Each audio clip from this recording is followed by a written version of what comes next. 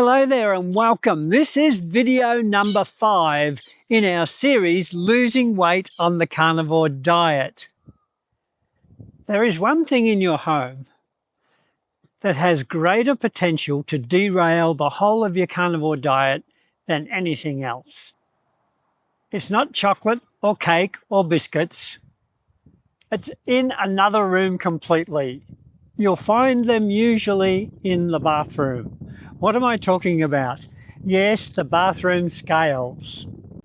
If you scan any of the carnivore groups on Facebook or any of the carnivore forums, you will find the same post pretty much appearing over and over again. I read this post just about every day. It's worded differently, but it always says the same thing. And it always breaks my heart because it goes something like this. I've made a start on carnivore. I'm 10 days in. I'm tired and I'm constipated and I'm feeling lethargic. And I went into the bathroom today and I haven't lost any weight. In fact, I put some weight on. What am I doing wrong? Now, no doubt you've seen a post like that because they're just everywhere. You see, most of us start the carnivore diet with a single goal in mind. We want to lose some weight. So people start this journey with great enthusiasm. They toss out all their junk food. They go and buy some decent meat and some free-range eggs and mineral water and maybe some cheese. And so they start with great enthusiasm. They're excited. But so often in those first 2 weeks, things go wrong. And this was my story exactly. I wanted to lose weight when I started carnivore. In fact, I just had 2 goals. I wanted to lose weight and I wanted to get rid of my high blood pressure. They were the only 2 things in my mind. And I went in cold turkey.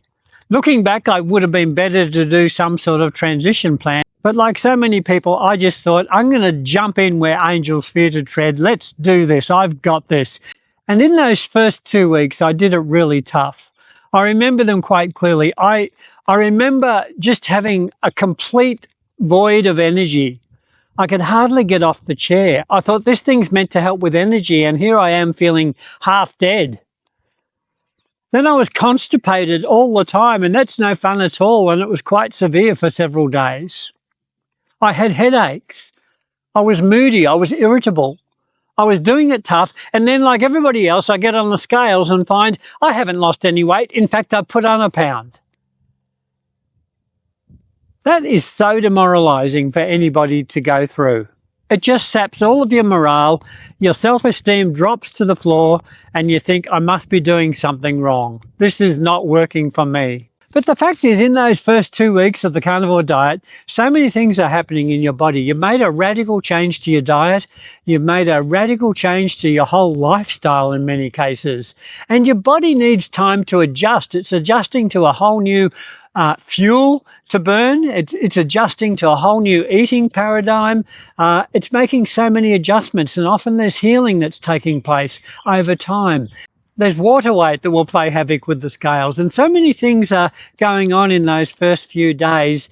And I would recommend to you that you do not weigh yourself at least in the first 2 weeks. At least give it 2 weeks. Ideally, give it a month, I would say, because the number on the scales is very deceptive.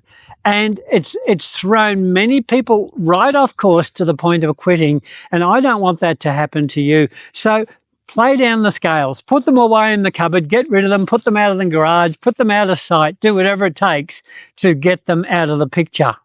You see, carnivore is about much more than weight. And although it starts with weight for most people, you soon discover that a whole lot of other things start to get better. And we've talked about these on other occasions.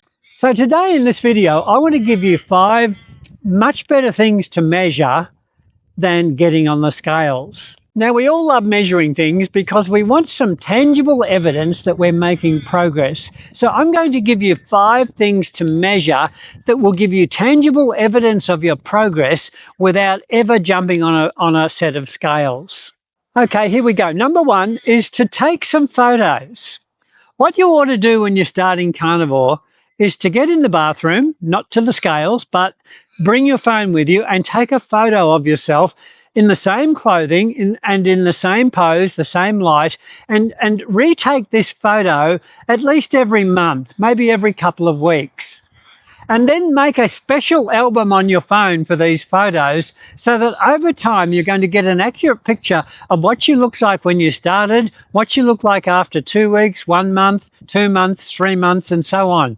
And you will see a dramatic difference. Now, although I never did this myself, I did take some photos, and here's a photo of me at when I started and then at the 3-month mark on Carnivore. So take some photos. The next thing you can do, and this is a lot of fun, if not just a tad risky, is to go out and to buy yourself some clothes that are too small for you. I did this right at the start.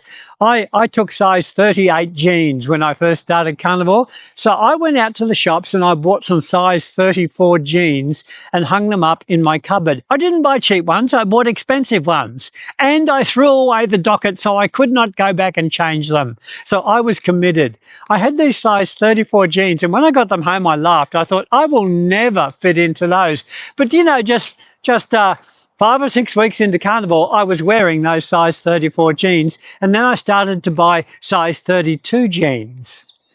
And this is what you do. Keep buying clothes a little bit too small for you, the next size down, and see how long it takes you before you can fit into them. And as soon as you fit into them, take your bigger clothes out, bundle them up, and take them to the op shop or the, what do you call them in the States? I don't know, but where you take secondhand clothes for sale, the charity shops and so forth. The next thing to do is to get a measuring tape. There's 4 measurements you want to do. The first measurement is around your tummy, just a little bit above your belly button, and take that measurement. Don't pull it tight, but just stand naturally. Don't suck it in. Just stand naturally and run the tape around your middle and note the number there. Then you can do the same with your hips, your upper arms, and your thighs. So there you have 4 measurements to keep a track of. Just jot those numbers down in a notebook and record those and see how they change from month to month. Okay, number 3 is what I call the, the non-physical markers. But again, you're going to need a notebook. And what you do here is that each day you're going to give yourself a score out of 10 on the following things. First of all, you're going to give yourself a score out of 10 just for your stress level today. 10 being extremely stressed, 1 being totally calm and no stress at all. The second one is to give yourself a mark out of 10 for your mood. What's your mood been like today? Have you been happy? Have you been sad? Have you been grumpy? Maybe you've got to ask your partner. I don't know about that, but just what has your mood been today? Have you had mood swings? Have you felt consistent? Has there been any ups and downs today? Give yourself a mark out of 10. The next one to measure would be, how did you sleep last night? If you had a fantastic sleep, a whole 8 hours of solid sleep, give yourself a 10. If you had less than 8 hours, or if you tossed and turned, or if you woke up during the night, maybe give yourself a lower mark. But score your sleep pattern out of 10.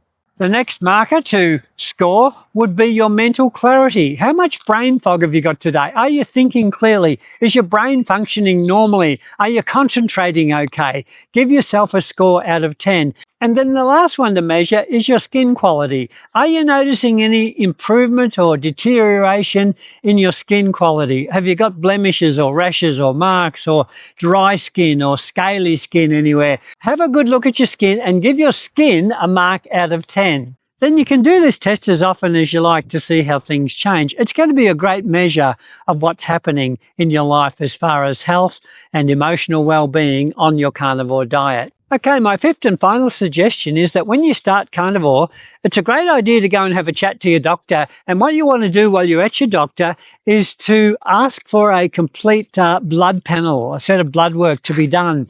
And when you go back to get that result, ask the doctor for a printout of it so you can take it home and study it. I would then go back to the doctor at the 3-month mark after you've been on Carnivore for 3 months and get all of that blood work done again and compare the markers when you started Carnivore to the markers now you are at the 3-month mark.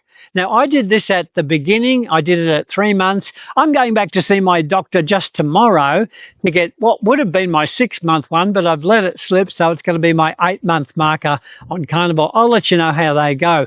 The other thing you can do is test that you can do at home. I would encourage you, particularly if you have had any history of blood pressure like I had when I started Carnivore, to go and get yourself a blood pressure monitor.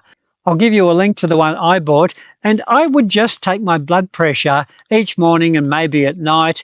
And back when blood pressure was an issue, I was doing this every day, but since that time, I now only take my blood pressure every couple of weeks. The other thing that you can measure at home is your blood glucose level.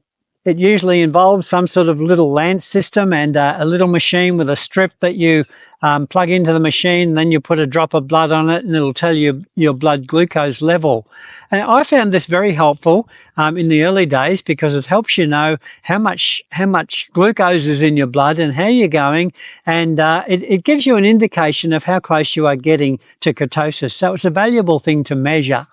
And it's something that you can do at home in the privacy of your own home. So there we are. There's 5 things that you can measure at home. And I'm not saying never weigh yourself. You can weigh yourself, but I wouldn't weigh yourself in the first 2 weeks. And after the 2 weeks, I would weigh yourself certainly no more often than once a week. That figure on the scales is deceptive. And so often it's going to throw you off course. If you get on Carnivore and you're really serious and you're not cheating and you're taking it seriously, I can promise you that you will lose weight. It will come off, because I've never heard of a carnivore yet that hasn't lost weight, but sometimes it takes a little bit of time, so patience is the key. But in the meantime, measure all of these other 5 things, and then occasionally, just occasionally, weigh yourself on the bathroom scales. And of course, it's a great day when you do see that weight finally come off. In our next video on this series, I'm going to be talking about surviving the first 2 weeks on Carnivore. I would love for you to leave a comment on this video and tell me what you measure on your Carnivore diet and what's your experience with the scales in the bathroom. And have you done any of the things that I've suggested today? Have you bought clothes too small for you, or whatever it is? Drop a line in the comments and share it with us. That's what it's all about, sharing and learning together. Please join our Facebook group, The Carnivore Pensioner. I will see you on the next video, and until then, keep telling your story.